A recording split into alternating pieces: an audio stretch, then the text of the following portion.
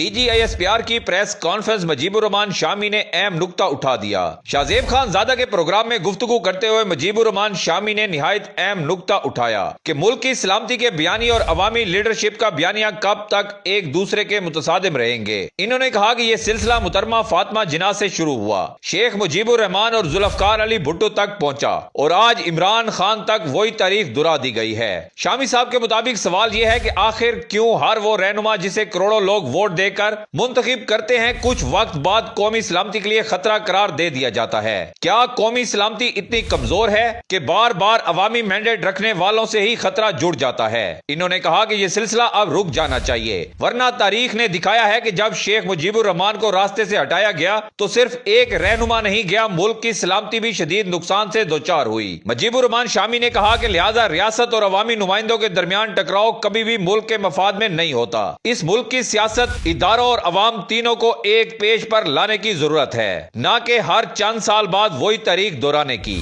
آپ مجیب الرحمان شامی کے اس بیان کو کیسے دیکھتے ہیں؟ کمنٹ سیکشن میں اپنی رائے کا اظہار ضرور کریں۔